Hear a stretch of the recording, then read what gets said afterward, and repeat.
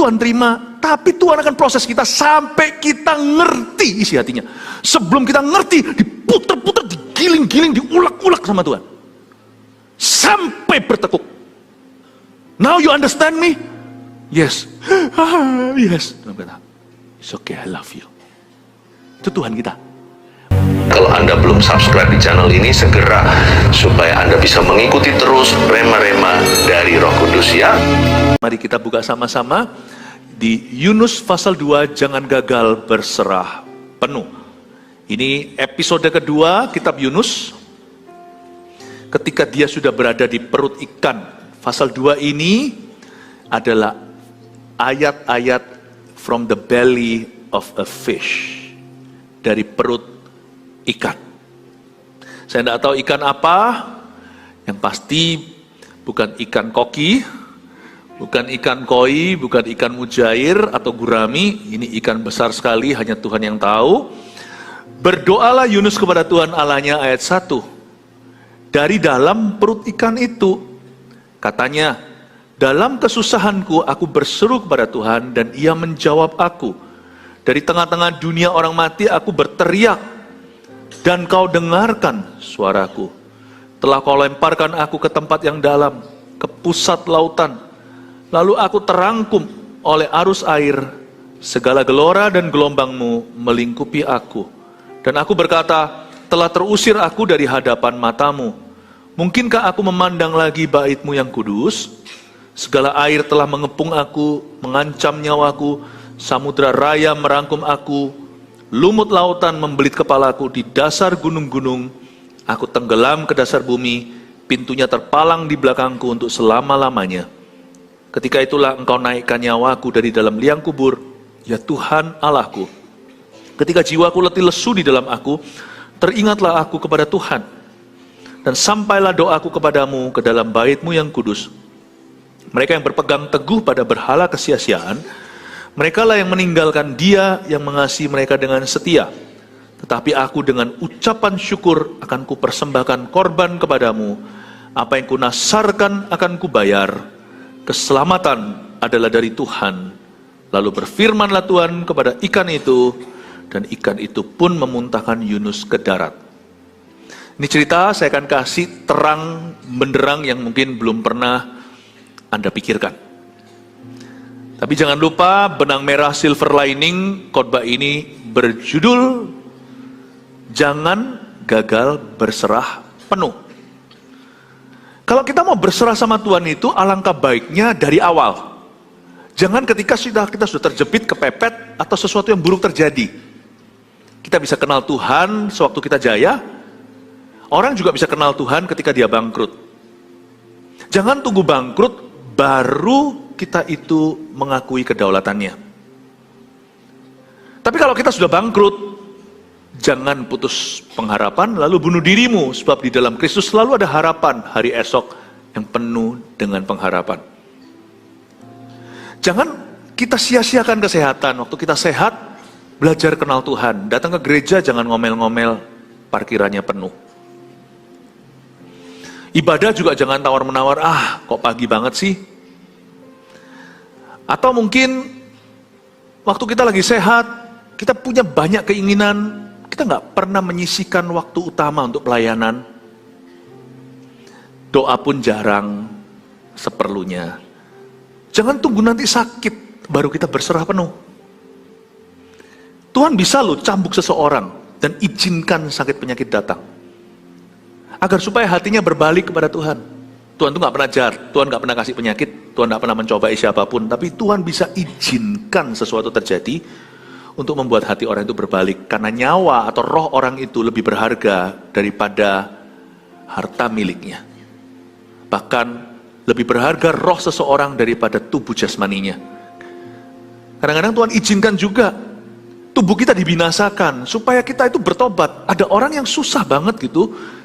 Tapi waktu dia jatuh, dia cari Tuhan. Ya puji Tuhan. Tapi jangan tunggu itu terjadi, baru mencari wajahnya. Tapi kalau kita sakit, carilah Tuhan. Tabib di atas segala tabib. Berserah penuh tidak sama dengan tidak berbuat apa-apa. Berserah penuh bukanlah tidak berbuat sesuatu. Berserah penuh itu mengenali apa yang menjadi kehendak Allah dan mengutamakannya. Mengutamakan itu di atas kehendak pribadinya, kemauan dan keinginan. Seperti Yesus di Getsemani, dia berdoa, Bapa, bukan kehendakku jadi. Kalau aku sih, kalau boleh, cawan ini berlalu. Yesus bukan takut paku. Yesus tidak mau berada di posisi kita, yaitu harus berpisah dengan Bapa akibat dosa. Yesus tidak pernah berdosa.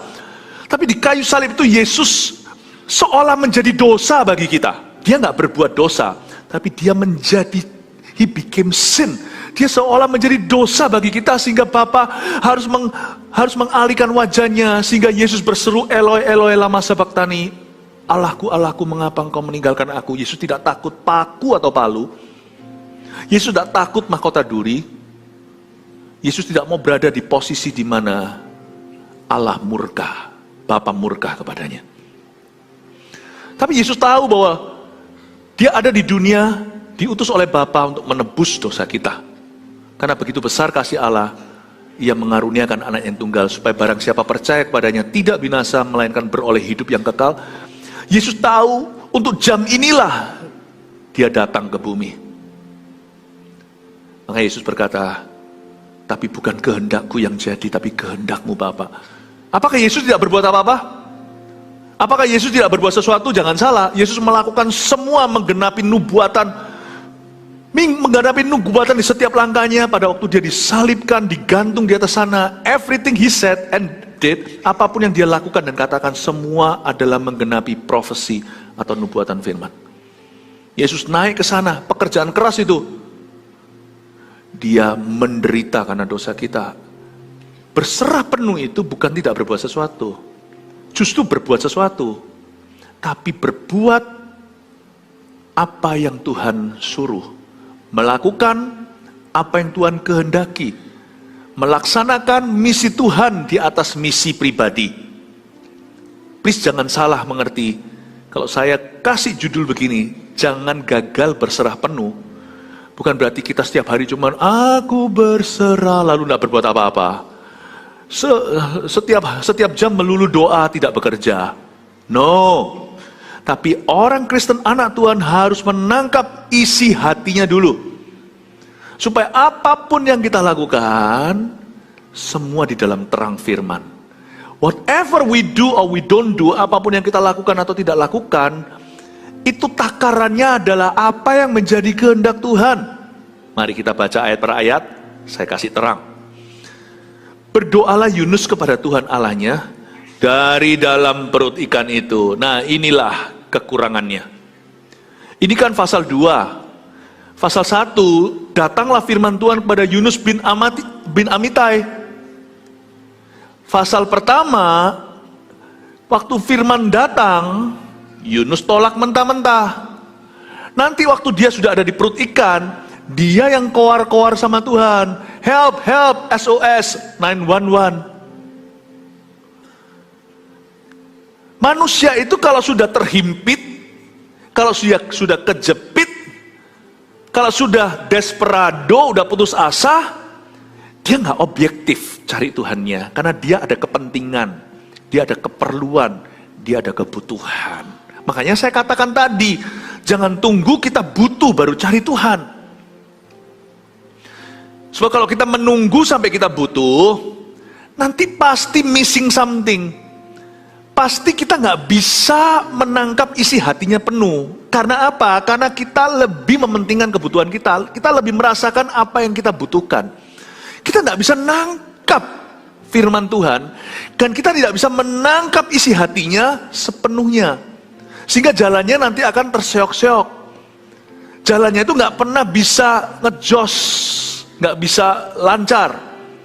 Setiap langkah itu mesti kecentok sesuatu dengan Tuhannya. Orang begitu itu adalah orang yang need oriented.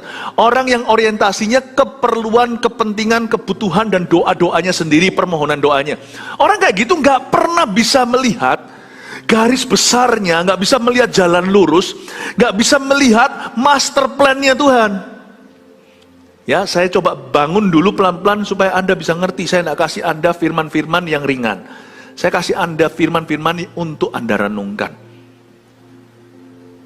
Sedangkan orang kalau bisa lihat master plan-nya Tuhan, orang kalau bisa melihat jalan jauhnya Tuhan, enak gitu loh. Dia nggak bergumul di setiap kilometer ngeluh lagi. Tiap kilo perlu dibujuk lagi, tiap kilo itu perlu dilayani, tiap kilo perlu konseling, tiap kilo perlu curhat, tiap kilo perlu kelepasan, tiap kilo perlu kesembuhan batin.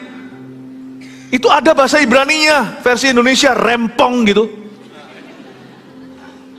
Loh, dari waktu ke waktu kita perlu ganti oli, tapi kalau mobilmu tuh terus masuk bengkel langganan setiap minggu, tolong pikirkan ulang. Something is wrong, sesuatu yang salah dan very terribly wrong, sesuatu yang sangat-sangat salah pada mesinnya. Jangan dimanjakan tuh mobilnya tiap minggu terus bengkel lagi. Oli kok ganti setiap minggu tuh gimana? Bocor kali. Jangan cuma dikasih oli, cari kebocorannya. Banyak orang kekristenannya begitu, kerohaniannya.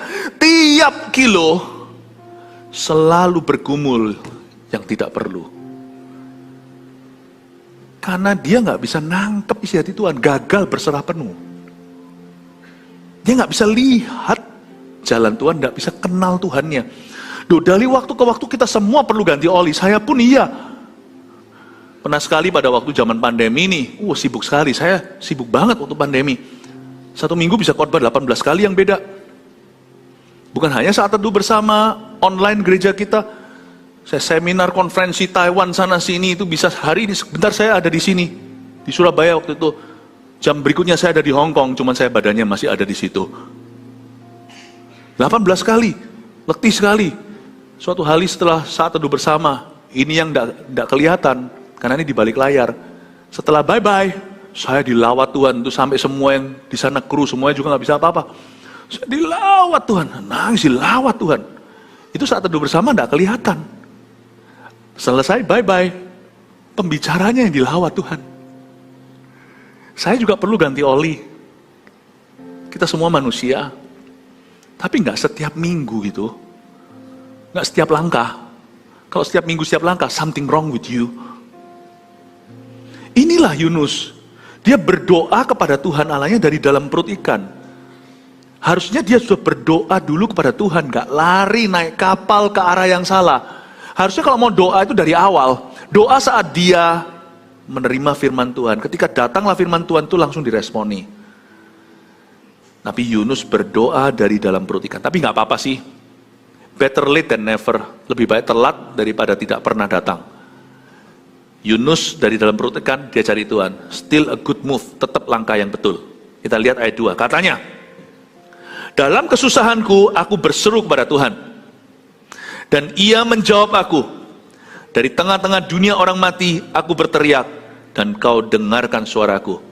Jadi di ayat 2 dia berseru. Yunus di perut ikan berapa hari? Siapa yang tahu? Yang tahu dapat kado hari ini, dapat hadiah.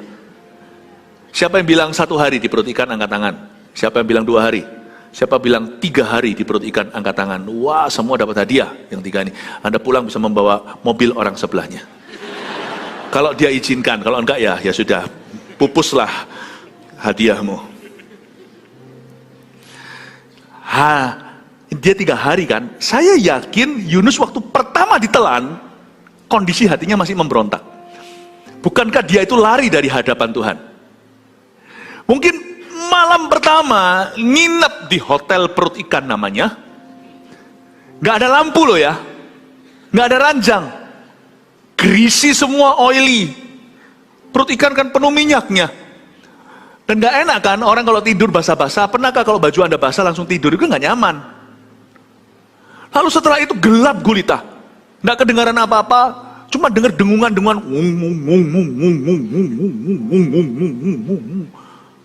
Ya kalau bayi gak keberatan. Tapi dia orang dewasa. Dengar suara samudra tapi dari perut ikan. Nanti ikannya kalau sekali-kali bersendawa,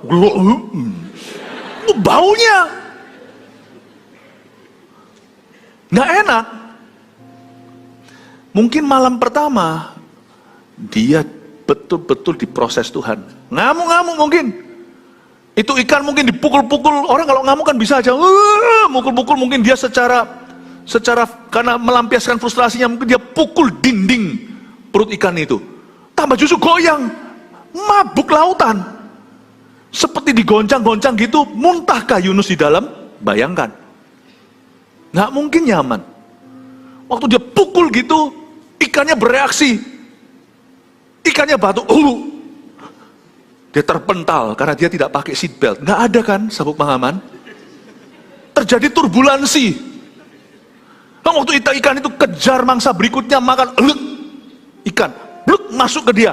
Seperut sama bangkai-bangkai ikan itu. Amis luar biasa. Malam pertama, dia memang kurang ajar sama Tuhan. Marah-marah, tuding-tuding semuanya. Tapi dia mulai nausea, dia mulai mual semuanya. Malam kedua, menurut saya Yunus ini kenapa 3 hari? Selain untuk sebagai nubuatan Kristus 3 hari mati lalu dibangkitkan. Tapi sebenarnya harusnya dia bisa aja keluar hari pertama. Manusia itu kan gak mau nyerah. Mau tahu ya, manusia bisa keras kepala. Mau tahu kepala siapa lebih keras di manusia? Allah. Jangan keras kepala lah, gak menang sama Tuhan. Sungguhan. Dia sudah pernah menakdirkan, semua lutut bertelut soalnya. Percuma lah kau lawan. Saulus, kenapa engkau menganiaya aku? Siapa engkau Tuhan?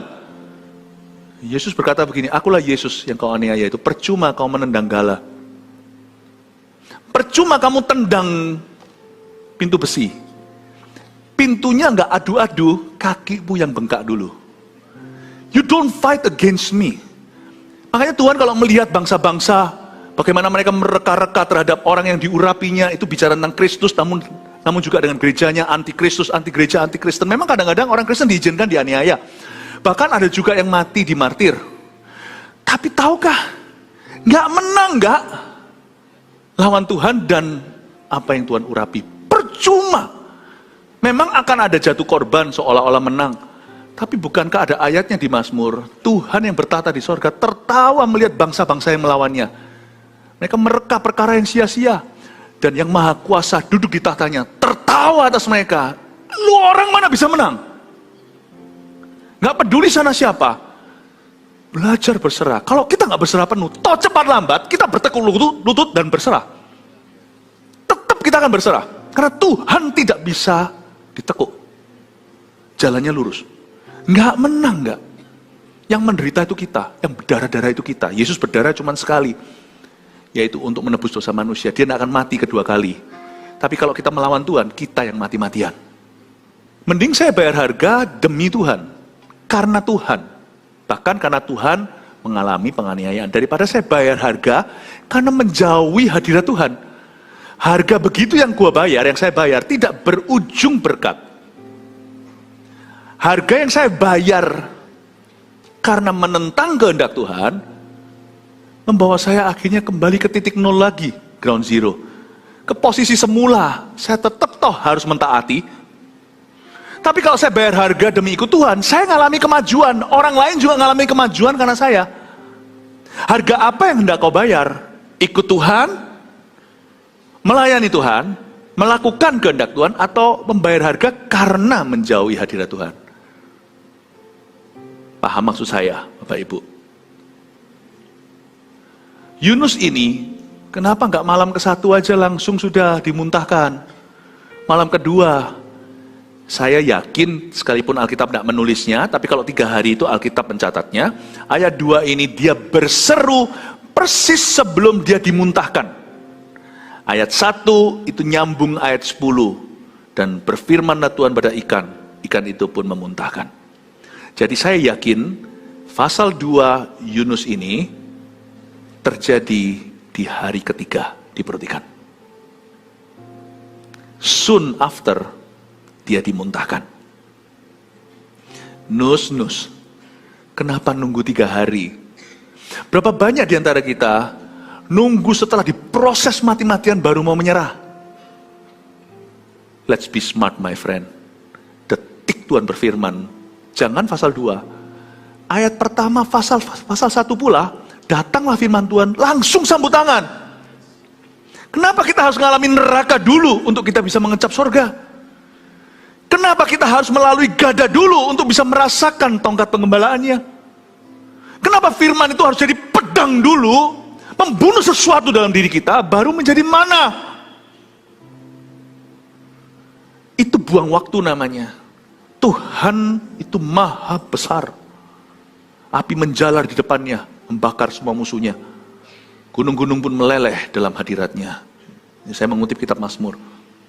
Jangan kau lawan, sekalipun kelihatannya Tuhan itu sekarang jadikan bulan-bulanan di dunia ini.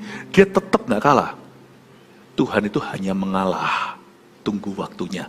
Dia berkata setiap lidah mengaku. Setiap lutut bertelut. You see, at the end, you will see that he's coming as the King of Kings. Raja di atas segala raja. Dalam kesusahanku aku berseru kepada Tuhan. Hari ketiga. Dan ia menjawab aku. Tapi saya tetap harus pro dan kontra dengan Yunus. Menunjukkan yang bagus. Nggak hanya menunjukkan yang kurang bagus. Saya Pak kagum. Yunus ini punya karunia iman. Kebaktian 1 tadi saya jelaskan dan jabarkan. Dia itu punya karunia iman lebih gede imannya daripada kasihnya. Itu for sure. Tapi izinkan saya sekarang menunjukkan bagaimana kita beriman waktu dalam kesusahan. Saya tidak mengajarkan pada Anda kalau susah jangan cari Tuhan loh ya. Dan saya juga tidak berkata kalau Anda cari Tuhan pasti nggak susah. Susah nggak susah cari Tuhan. Detik di mana Tuhan bicara kepada Anda, jangan tunggu nanti ngalami cambukan, baru cari Tuhan. Detik Tuhan bicara, langsung turuti. Itu yang terbaik. Kalau dia lagi bicaranya, dia bicara ke dalam hidup Anda waktu Anda susah, ya turuti. Jangan tunggu nanti, kalau aku sudah keluar hutang, aku baru melayani. Atau kalau Tuhan beri mujizat, aku sembuh, baru aku akan dibaptis. Jangan begitu. Kalau Tuhan bicara hari ini, today you obey. Hari ini kau taat. Kalau Tuhan bicara sama kita ketika kita dalam kesusahan, taatilah Tuhan. Tapi kalau Tuhan bicara sama kita, kehidupan kita fine-fine saja. Kalau kita ditanya, how are you? I'm fine, thank you. Itu sungguhan. Jangan tunggu sesuatu yang buruk. Jangan berkata, nanti aja. Nanti. Tuhan tuh nanti aja. Jangan tunggu sesuatu yang buruk dulu. Baru mencari wajahnya. Tapi saya kagum dengan Yunus. Dia berkata, dalam kesusahanku aku berseru kepada Tuhan. Hari ketiga.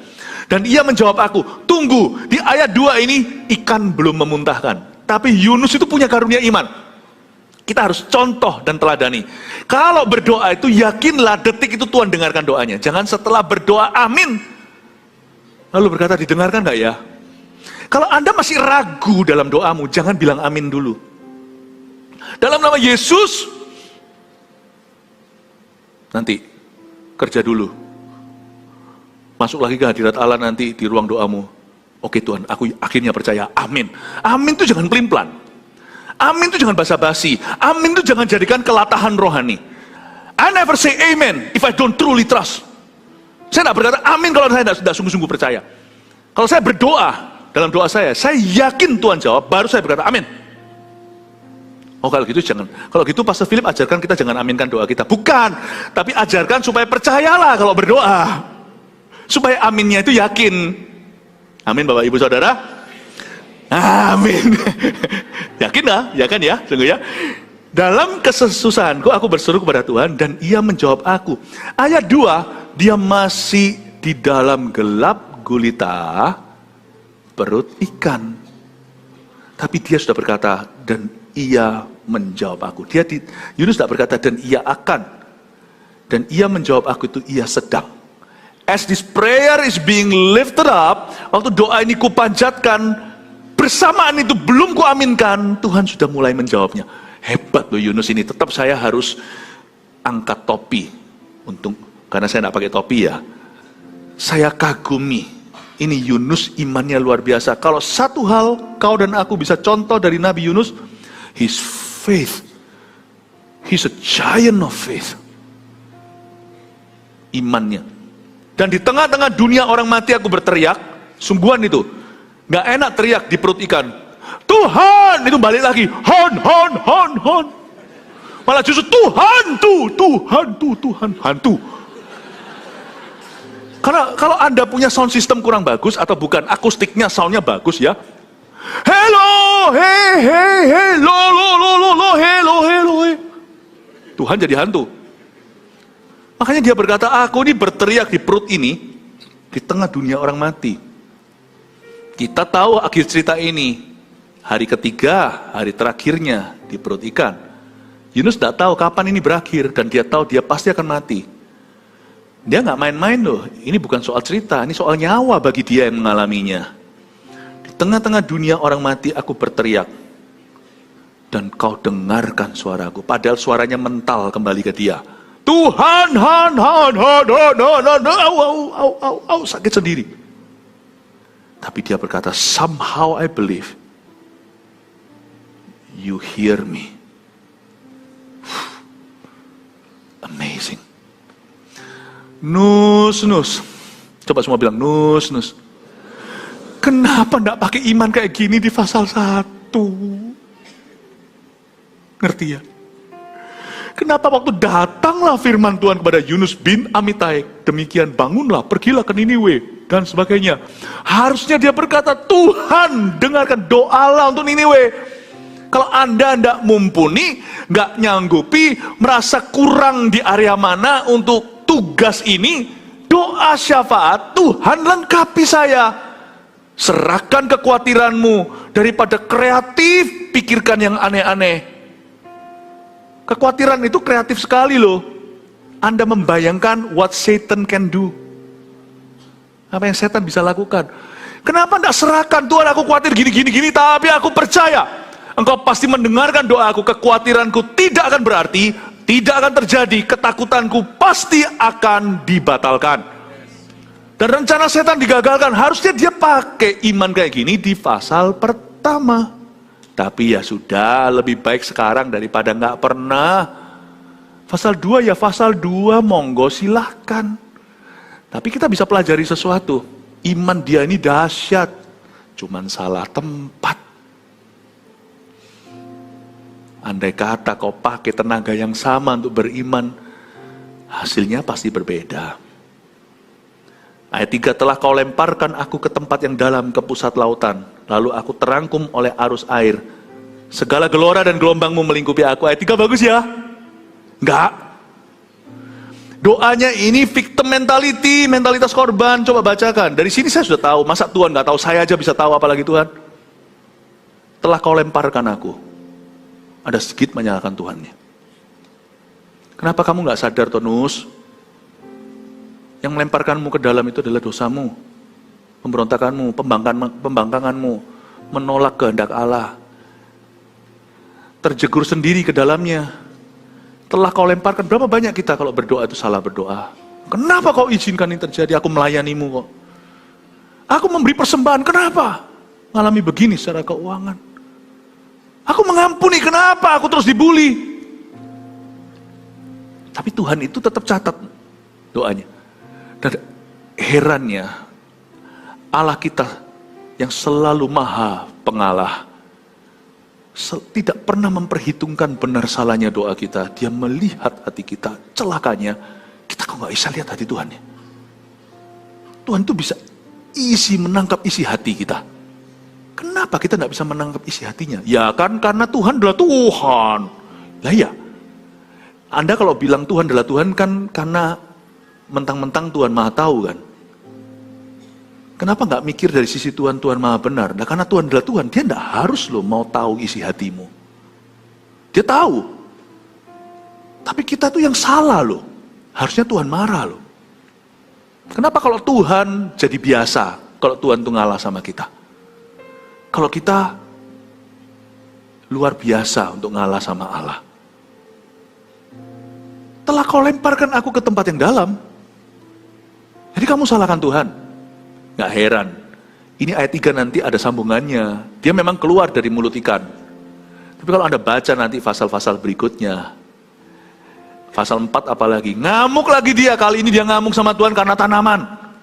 Ngamuk karena pohon. Ini memang Nabi ini luar biasa. Ini Nabi ada nama Chinese-nya dia. Yang bisa ngomong bahasa Mandarin mungkin bisa nikmati apa yang saya mau sharingkan. Bukan bocah, bukan. Ini Nabi luar biasa, dia berguna. Nabi ini saya pu. Nah, ya. Kok pu? Bukan, saya Tai. Tai kuofen. Yang ketawa itu yang ngerti. Bahasa timurnya, ketir laluan. Tai kuofen. Dia kalau punya bahasa Chinese, dia itu Mr. Tai Shensen. Taekwofen, keterlaluan dia. Bisa ngamuk sama Tuhan gara tanaman. Itu tanaman punya aku, kenapa kau cabut? Ngamuk. Tuhan itu tidak pernah marah.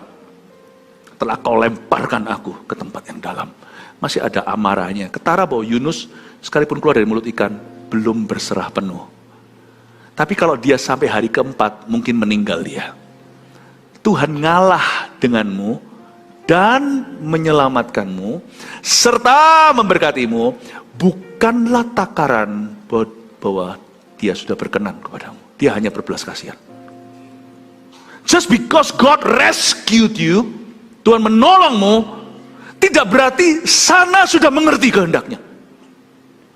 Hanya karena Tuhan mengabulkan doamu, bukan berarti Anda sudah belajar berserah penuh.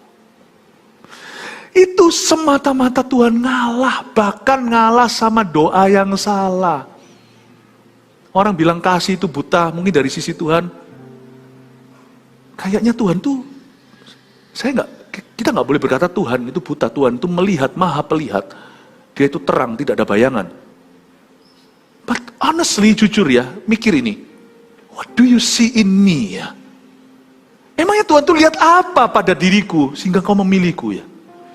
Bahkan engkau mau mati bagiku di kayu salib itu, what do you see in us? Kau lihat apa di dalam sekelompok orang berdosa, bejat jahanam seperti Anda dan saya? Gak ngerti aku. Love is blind kan? Kasih itu buta. Bukan Tuhan buta. Kayaknya Tuhan menutup sebelah mata waktu menyelamatkan kita. Yunus, di titik di mana kau mengalami mujizat pun kau belum tahu. Bahkan orang bisa gembar-gembor berkata, aku mengalami mujizat, jangan sombong. Terbesar itu bukan mujizat. Yang terbesar adalah hati yang taat. Berserah penuh. Humility outweighs any miracle. Kerendahan hati itu di takaran neraca jauh lebih valuable, lebih berharga daripada mujizat. Karena mujizat, you don't do anything about it. Anda tidak melakukan apa-apa untuk mendatangkannya. Humility, kerendahan hati, adalah pilihan hatimu sendiri. Just because karena Tuhan itu beranugerah, bukan berarti selesai tugas kita. Berapa banyak orang mengalami mujizat, 9 orang kusta dari 10 itu, tak pernah kembali, merasa sudah dapat goal jiwaku. Mujizat telah aku capai. Nggak muncul, nggak nongol lagi, nggak kelihatan melayani, tak terbeban buat gereja. Tidak ada niat hati untuk bisa jadi berkat buat sesama, untuk menolong seseorang seperti dirinya. Nggak ada. Banyak orang sudah menerima mujizat, ya sudah mari, udah selesai. You think miracles are the greatest? Mujizat terbesar? You salah. Nabi ini segera mengalami mujizat, belum sampai lewat 2 fasal, udah ngamuk-ngamuk lagi sama Tuhan. Taekwofen. Keterlaluan. Ya, tapi saya kasih pro kontranya selalu. Bagusnya apa? Jangan marah sama Yunus. Yunus ini luar biasa. Sebenarnya Yunus itu nggak jauh-jauh dari kita. Kita 11-12. Dia 12, kita 11. Kita yang lebih jelek dari Yunus sebenarnya loh, terus terang. Cuman kita nggak diceritain gitu aja. Kalau diceritain bisa lebih parah nih. Ya Yunus, ya Yunita. Tapi kelebihan Yunus adalah dia hafal firman tanpa membaca. Yunus ini kejadiannya, timelinenya sudah lewat tuh Abraham, Musa, sudah ada hukum Taurat. Bahkan sudah lewat zaman raja-raja, bukan lewat, dia sedang mengalami. Yunus ini di zaman setelah Raja Daud tentunya. Jadi Yunus ini sudah pernah baca Mazmur. Dia adalah orang yang soleh, yang takut akan Allah. Cuman hatinya belum berserah gitu aja. Dia itu masih sama Tuhan itu, ada api Roh Kudus tapi ada api asing. Dia itu masih roh dan campur kedagingan. Berapa banyak di antara kita itu bulat aja di situ, area itu, money gitu aja terus, uang terus. Gaji di situ terus. Fasilitas gitu kalau di tempat kerja. Pelayanan juga sama, jika full timer atau kalau yang volunteer.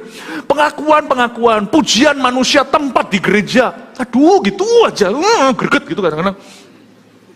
Ada di antara kita tuh yang begitu aja sama Tuhan itu kayak nggak tahu lah. Setiap orang itu punya kumat-kumatannya lah ya. Masih roh tapi juga daging, terus gitu. Dan Tuhan itu nggak mau kawin campur. Roh Kudus, jangan dicampur dengan kedagingan. Hai Nadab Abihu, hai anak-anak daripada imam besar Harun yang mencampur api asing dan mereka mati hangus.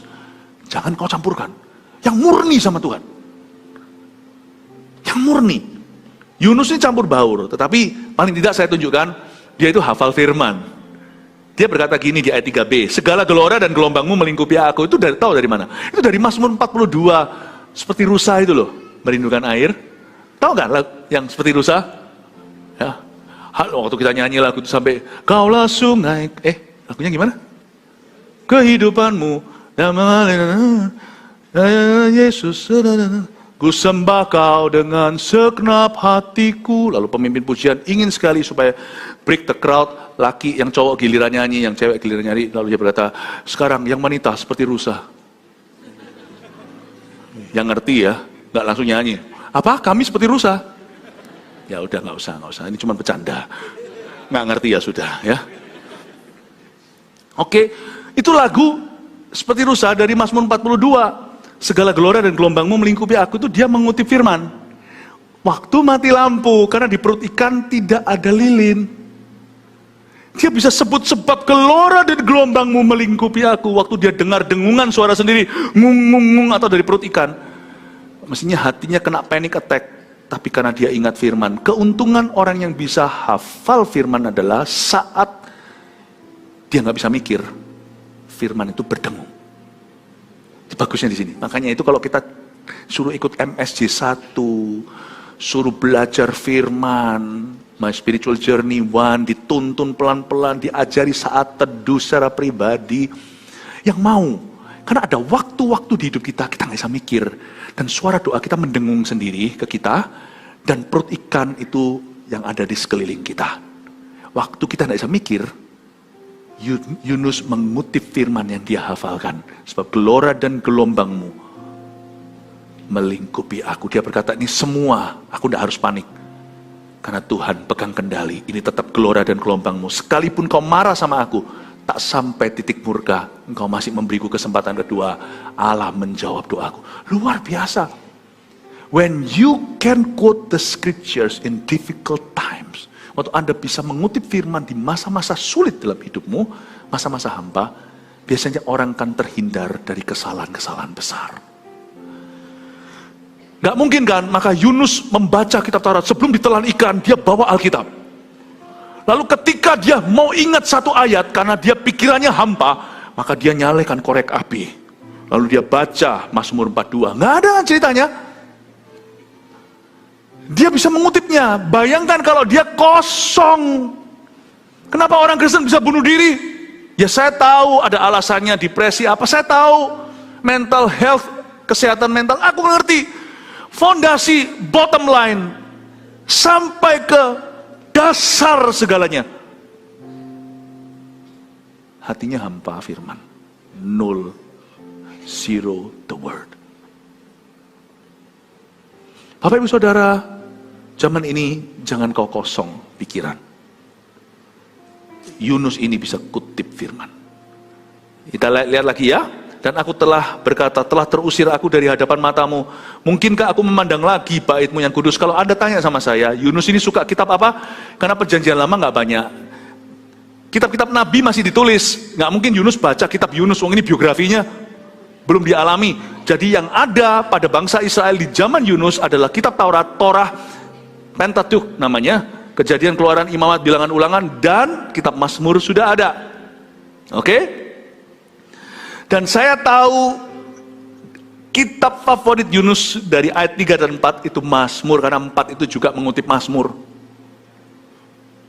Dan aku telah berkata, telah terusir aku, mungkinkah aku memandang lagi baitmu yang kudus? Itu kan cerita tentang Daud. Itu ada ayatnya, itu kutipan semua. Jadi dia waktu mati lampu, gak ada Alkitab di tangan, waktu dia kalap, panik, setengah mati, dan dia tahu bahaya nyawa, firman itu menolongnya. Firman-Mu, pelita bagi kakiku, terang bagi jalanku.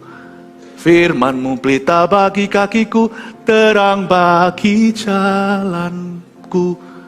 Waktu ku bimbang dan hilang jalanku, tetaplah kau di sisiku. Dan saat ku ragu,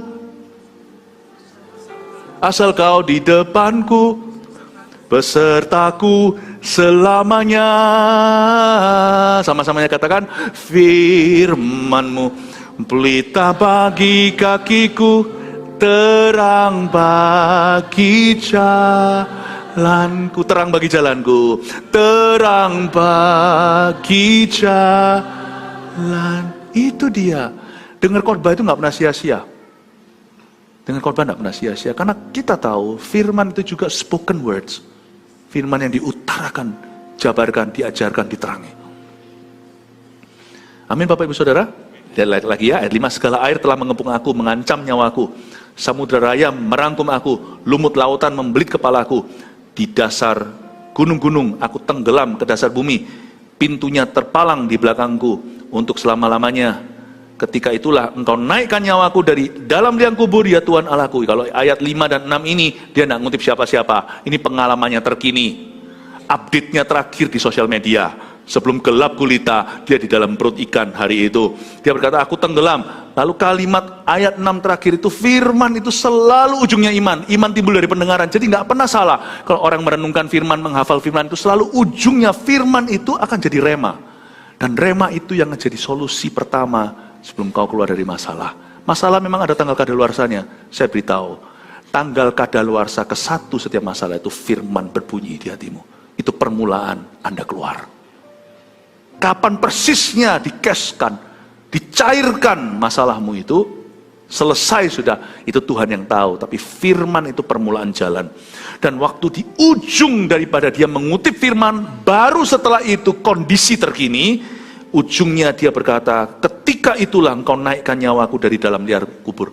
Luar biasa, wong dia masih di perut ikan kok. Masih berkutat di sana, dia sudah bisa GR dulu. Engkau naikkan nyawaku. Pahami Bapak Ibu Saudara, di gereja mungkin mudah kita keluar-keluar dan berkata, aku terlalu percaya. Waktu kanker kena ke tubuhmu, then your faith is truly tested. Whether you're a man of faith or not akan kelihatan. Waktu Anda di depan bahaya, misalnya Anda sedang ditodong, Anda percaya nama Yesus atau enggak, itu akan kelihatan di sana. Waktu kita menghadapi masalah besar keuangan kita, tidak harus selalu bunyinya nyawa, atau yang sensasi, atau yang luar biasa. Anda menghadapi masalah sehari-hari, di situ Anda diuji keyakinanmu akan Tuhan. Dan Yunus berada di dalam perut ikan, panic attack kanan kirinya, dia nggak lihat siapa-siapa. Dan kalau Anda di dalam penjara gelap, waktu pertama masuk penjara belum sadar. Beberapa orang yang di dalam penjara yang saya kunjungi bersaksi, setelah dia 3 hari di sana, dia baru sadar, aku udah akan keluar dari sini sampai 5 tahun lagi. Dia baru sadar, dia nggak bisa kemana-mana. Kalau penjara yang peri kemanusiaan, ada satu orang yang kami kunjungi belum lama lalu, bukan orang Indonesia, dia ditangkap di Filipina. Dan dimasukkan ke penjara, itu dia cuma berdiri segini, berdiri dan di tengah-tengah puluhan orang, di tempat yang cuma berapa kali berapa, dan orang-orang buang air juga di sana. Dia baru menyadari, aku di sini entah kapan, proses peradilan tak menentu. Baru seperti itu panik sudah. What must I do? I'll die here. Aku akan mati di sini. Jikalau tidak terbunuh, Bapak Ibu, waktu itu terjadi, thank God, ketika dia mulai kehilangan pikiran sehatnya, dia mulai kehilangan sanity atau kewarasannya. Masih yang tersisa ketika semua pikiran warasnya meninggalkan dia, ternyata ada satu yang tidak bisa dicuri. Sungguhan ini, pikiran waras bisa tercuri. Satu ini kalau ada di hati dan pikiranmu, tidak bisa tercuri. Bahkan ketika kewarasan pergi, gelora dan gelombangmu melingkupi aku. Itu ayat yang sudah pernah ditabur, tetap di situ. Dan kalau Anda masih pegangan sama itu oksigenmu. Dan itu akan membawamu kepada rencana Allah yang berikutnya. Biasanya rencananya itu ajaib. Makanya itu ujungnya, dia berkata, ketika itulah engkau naikkan nyawaku. Kok bisa GR gitu? Dia masih di perut ikan, dia berkata, engkau akan keluarkan aku dari tempat jahanam ini. Ketika jiwaku letih lesu di dalam aku, teringatlah aku kepada Tuhan. Dan sampailah doaku kepadamu ke dalam bait-Mu yang kudus. Nggak ada yang ajaib kan? Buka Alkitab pagi-pagi atau malam-malam sebelum tidur kalau Anda pulang kerja, baru saat teduh. Baca ayat-ayat yang bunyinya nggak luar biasa, Anda sudah pernah tahu? Anda catat-catat, Anda renungkan, hafal sungguhan juga enggak, masuk di hati. Anda kira pengalaman yang begitu alami, biasa, ordinary itu ternyata nanti akan menyelamatkanmu secara extraordinarily, secara luar biasa, supernaturally, secara supranatural, when your life needs it the most, waktu hidupmu paling membutuhkannya, di masa-masa krisis hidupmu, itu saat-saat biasa itu yang menolongmu. Tabung terus.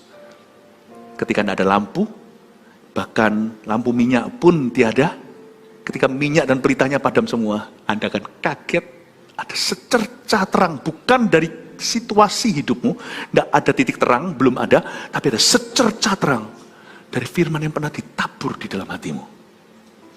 Itu masih ada kerlap-kerlip lampunya yang berbinar-binar, seperti binatang apa itu, yang keluar lampunya? Kunang-kunang. Sebab apa yang kau kenang-kenang, itu nanti akan jadi kunang-kunang pada waktu. Wah. Ayat 8, mereka yang berpegang teguh pada berhala kesia-siaan, mereka yang meninggalkan Dia yang mengasihi mereka dengan setia. Tapi aku dengan ucapan syukur akan kupersembahkan korban kepadamu. Lalu dia berjanji, dia tepati janji sih di pasal 3, tapi pasal 4 dia kumat lagi. Karena memang dia nggak pernah bisa lihat jalan penuh. Karena orang ini selalu kesleo, terplecok di setiap langkahnya. Nah ini yang kita pelajari dari Yunus yang tidak bagus. Tapi dia memang, saya tetap harus memberi dia kredit, karena Yunus tetap membayarkan yang dia nasarkan. Karena ayat 9 berkata, aku dengan ucapan syukur akan kupersembahkan korban kepadamu, apa yang kunasarkan akan kubayar. Dengan kata lain, dia tetap akan pergi ke Niniwe. Keselamatan adalah dari Tuhan. Detik dia berkata, salvation is of God. Keselamatan adalah dari Tuhan. Ketika dia tidak menaruh percaya pada dirinya atau pada orang lain, dia berkata, keselamatan dari engkau. Itu langsung Tuhan berfirman. Ini adalah keywordnya, passwordnya. Nggak boleh Anda pakai ini sebagai jimat, keramat, atau sebagai mantra. Keselamatan dari Tuhan. Itu harus dari hati. Tapi detik dia menyadari, keselamatan itu dari Tuhan. Yang penting itu hubunganku dengan Tuhan. Lalu berfirmanlah Tuhan pada ikan itu. Nah, saya ajak Anda untuk melihat ayat terakhir, tapi memikirkan dari sudut pandang yang berbeda, mungkin Anda tak terpikirkan. Lalu berfirmanlah Tuhan pada ikan itu, dan ikan itu pun memuntahkan Yunus ke darat. Katakan haleluya dulu. Kenapa haleluya? Saya haleluyanya karena ikannya. Lalu berfirmanlah Tuhan pada ikan, dan ikan itu pun seperti Yunus membangkang dan berkata,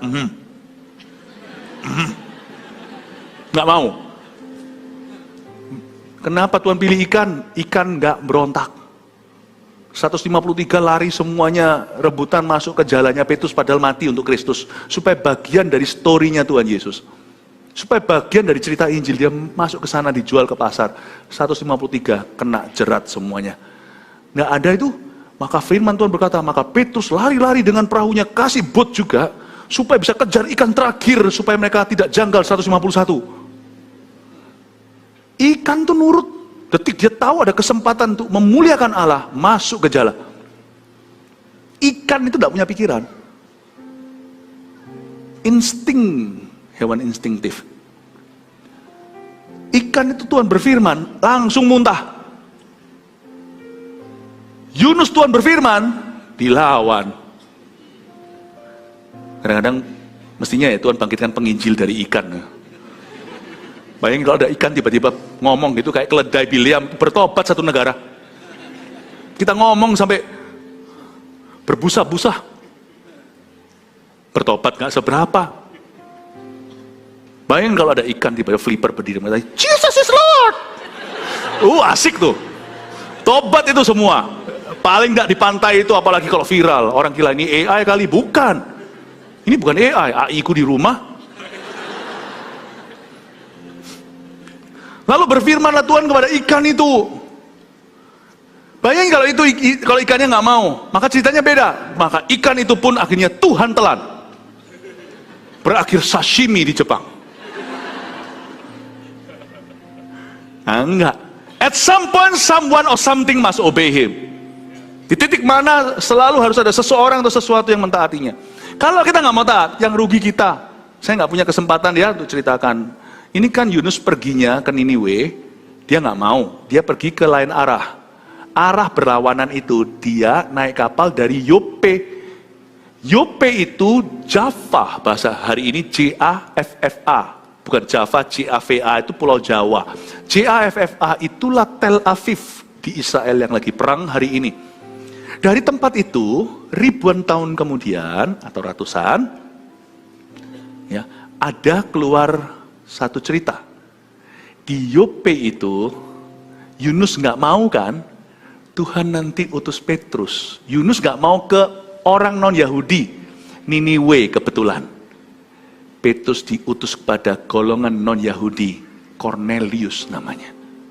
Dari seaport, dari pelabuhan yang sama, Yope. Di sini disebut Yafo. Nanti di Kisah Para Rasul namanya Yope. Berubah dikit, dulu namanya Surabaya, sekarang Surabaya. Ya. Kalau Bali ya tetap Bali, forever Bali, haleluya, amin. Jadi itu namanya, itu Jaffa, Tel Aviv.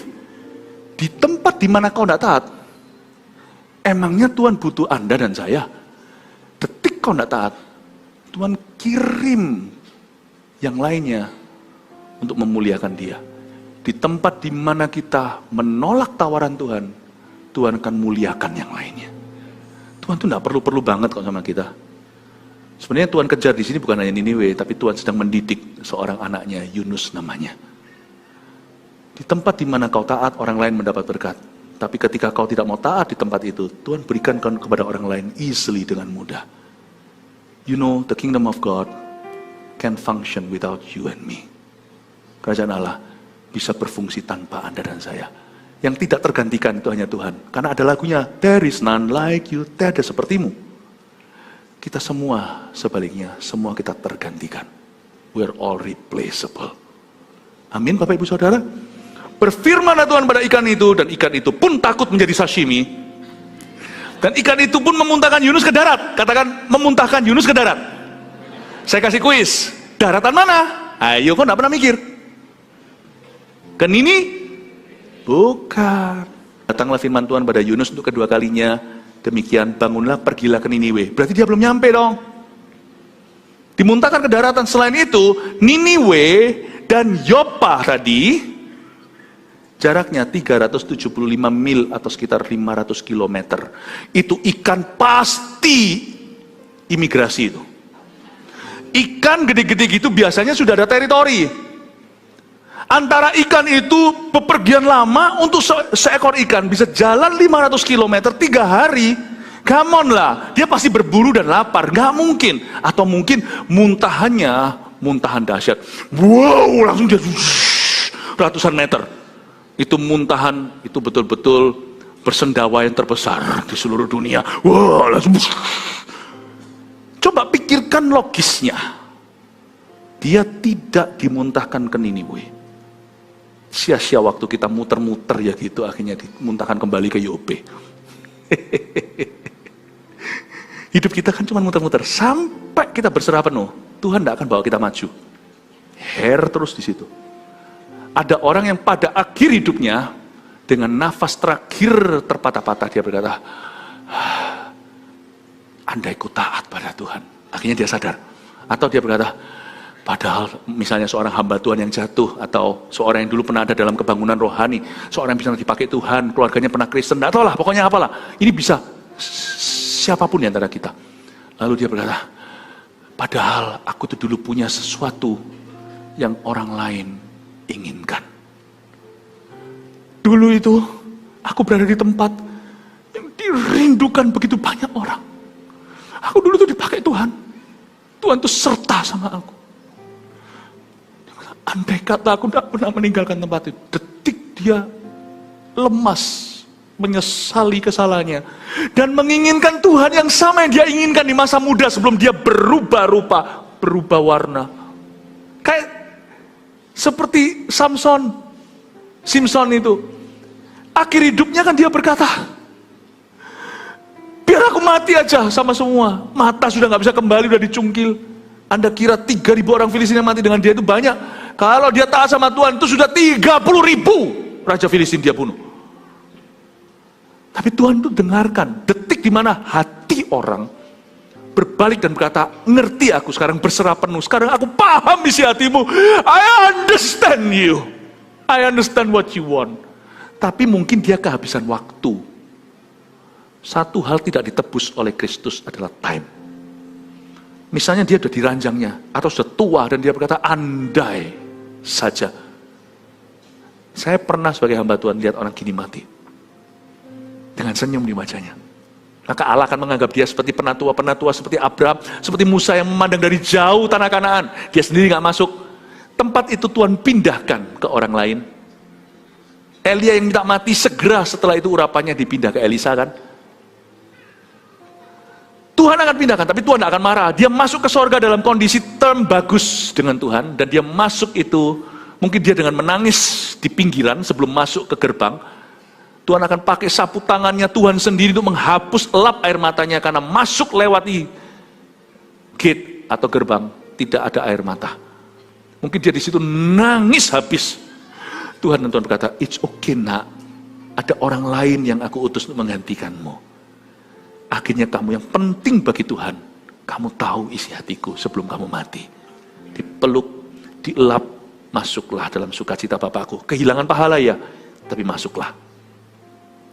Paham maksud saya? Ada orang yang buang waktu hari pertama, hari ketiga baru tobat. Ya gak apa-apa, cuman hari 2 dan 1 sudah hangus loh. Udah hangus. Tetap Tuhan terima, tapi Tuhan akan proses kita sampai kita ngerti isi hatinya. Sebelum kita ngerti, diputer-puter, digiling-giling, diulak-ulak sama Tuhan. Sampai bertekuk. Now you understand me? Yes. Yes. Tuhan kata, it's okay, I love you.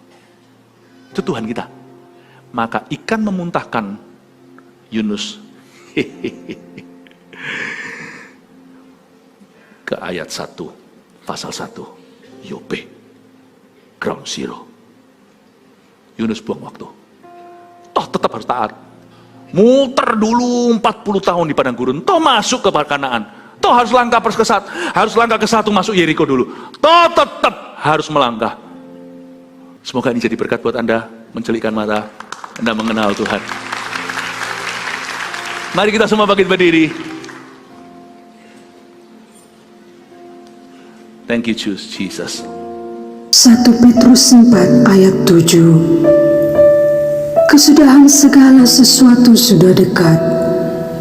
Karena itu, kuasailah dirimu dan jadilah tenang, supaya kamu dapat berdoa. Saudara yang terkasih, terima kasih telah mendengarkan firman Tuhan hari ini. Jangan lupa untuk dukung terus channel ini dengan cara subscribe, like, share, dan juga komen, agar saudara kita yang lain juga boleh terberkati. Tuhan Yesus memberkati kita.